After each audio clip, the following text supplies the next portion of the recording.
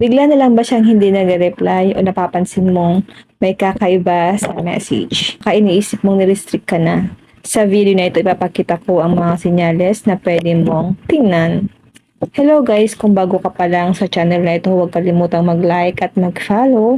Simulan na natin. Open lang natin ang messenger.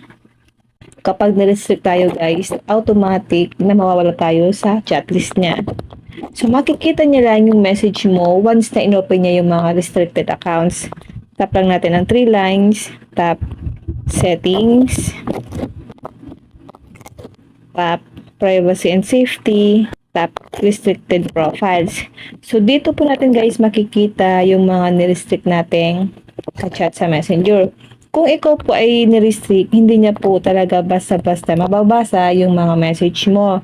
Depende na lang po kung inopen niya yung conversation nyo kahit po naka-restrict na kayo. So, makikita po natin guys, once na nirestrict tayo, mababasa niya lahat ng mga message mo na hindi siya nasisin.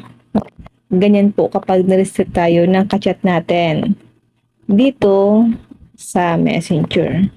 So, masisin lang yan guys once na na-unrestrict kayo sa kanyang account. Masisin lang yan guys or manonotify na nasin niya na yung message mo once na na-unrestrict ka niya. Unang senyales, hindi mo na makita na active siya o kailan siya huling active. Pero tandaan, pwede rin itong mangyari kung naka-off lang ang kanyang active status. Pangalawa, kapag nagpadala ka ng message, delivered lang ito o matagal bago masin. Hindi ito automatic na ibig sabihin na restricted ka dahil maaaring hindi lang talaga niya nababasa ang message. Pangatlo, subukang tawagan siya sa Messenger. Kung hindi pumapasok ang tawag o hindi ito na nag-ring, isa rin itong posibleng senyales. Ngunit tandaan, maaaring offline lang ang tao o mahina ang internet. Pang-apat, tingnan kung makikita mo pa ang profile picture at iba pang public information niya. Kung normal pa rin ang profile niya, hindi ibig sabihin nito na hindi ka restricted. Walang direktang indicator ang Messenger para dito.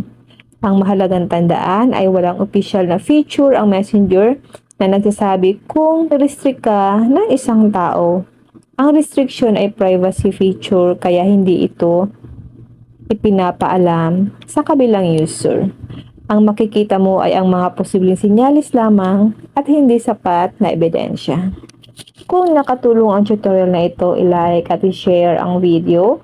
I-follow mo na rin ang page para sa mas marami pang Messenger at Facebook tutorials. Maraming salamat sa panonood at see you sa susunod na video.